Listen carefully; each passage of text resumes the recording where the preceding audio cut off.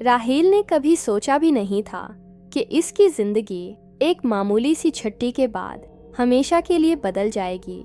वो एक मसरूफ आर्किटेक्ट था जिसे काम के बोझ ने थका दिया था। एक दिन इसके मेल बॉक्स में एक अजीब सी ईमेल आई। मोहतरम राहेल साहब, आपको खुसूसी तौर पर हमारे गांव खामोशी में मदाओ क्या जाता है। यहाँ की प्रासरार खूबसूरती और सुकून आपकी ज़िंदगी बदल देगा। मेहरबानी करके हमें बताएं कि आप कब तशरीफ़ लाएंगे। गांव के मकीन। राहेल ने पहले तो उसे कोई अमली मजाक समझा, लेकिन जब उसने गूगल पर खामोशी गांव तलाश किया तो कोई नतीजा नहीं मिला। सिर्फ एक पुरानी वेबसाइट मिली जिस पर लिखा था, खामोशी गांव जहां आवाज़ें मर जाती हैं। आस के बावजूद राहेल की तजस्सुस ने इसे जीत लिया। इसने ईमेल का जवाब दिया और अगले ही हफ्ते एक पुरानी गाड़ी किराए पर लेकर गांव की तरफ निकल पड़ा। नक्शे के मुताबिक गांव शहर से तकरीबन 3 घंटे की दूरी पर था, लेकिन जैसे जैसे राहेल आगे बढ़ता गया रास्ते तारीख होते गए। मोबाइल का सिग्नल गायब हो गया और गाड़ी का रेडियो सिर्फ एक ही सनसनीखेज आवाज़ दोहरा रहा था, वापस जाओ, वापस जाओ। राहेल ने उसे नज़रअंदाज कर दिया।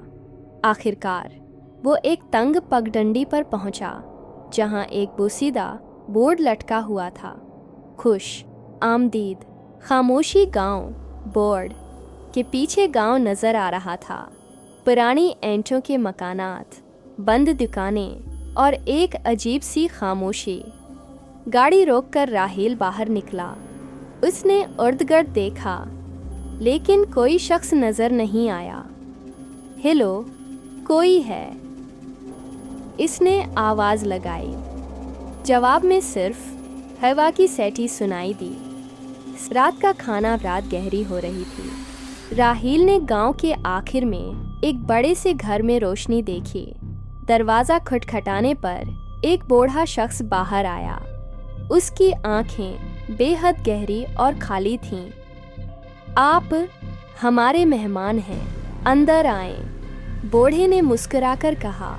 अंदर बैठे हुए 10 से 12 अफराद थे। सबके चेहरे बेजान, सबकी हरकत मशीनी। मेज़ पर खाना सजा हुआ था, लेकिन वो खाना नहीं लग रहा था। गोश्त के टुकड़े ऐसे थे जैसे वो किसी जानवर का नहीं, बल्कि किसी इंसान का हो। खाएं, हमारे गांव का यही रवाज है, एक औरत ने बेरुह लहजे में कहा। राहेल का दिल धड़क रहा था। उसने एक टुकड़ा उठाया और करीब से देखा। उस पर इंगलियों के निशानात थे। कि 2 बजे राहेल अपने कमरे में लेटा हुआ था जब उसने नीचे से अजीब सी आवाज़ें सुनी। वो चुपके से सीढ़ियाँ उतरा और दरार से झांका। नीचे गांव वाले एक बड़े से कमरे में जमा थे। दरमियान में एक नौजवान लड़का बिंधा हुआ था। बूढ़े ने एक छुरी उठाई और बड़ी आहिस्तगी से लड़के का गला काटना शुरू किया। खून की नदियां बह निकलीं और सब ने मिलकर इसे पी लिया। हमेशा जिंदा रहने के लिए हमें उनकी ज़रूरत है, बूढ़े ने कहा। राहेल की सांसें रक गईं। वो पीछे हटा, लेकिन उसका पाँव एक फर्नीचर से टकरा गया। सबकी नज़रें उस पर उठ गईं। राहेल भागा। गांव वाले उसके पीछे थे, इनके मुंह खून से लथपथ, आंखें शैतानी चमक से भरी हुई। वो गाड़ी तक पहुंचा और स्टार्ट की, लेकिन इंजन नहीं चला। तुम हमारे हो, अब कोई रास्ता नहीं, बूढ़े ने करीब आ कर कहा। अचानक गाड़ी का इंजन चल निकला।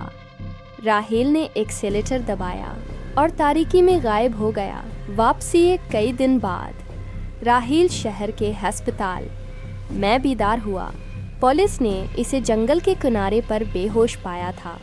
जब उन्होंने खामोशी गांव के बारे में पूछा तो सब ने इनकार कर दिया। वहाँ कोई गांव नहीं, सिर्फ एक पुराना कब्रिस्तान है। एक अफसर ने कहा। लेकिन रात को जब राहील सोने लगा, इसके कमरे की दीवार पर खून से लिखा हुआ एक पैगाम नमूदार हुआ, हम तुम्हें दोबारा मिलेंगे। और इसके बाद से राहील को हर रात अपने दरवाजे पर खरचने की आवाज़ें सुनाई देती हैं।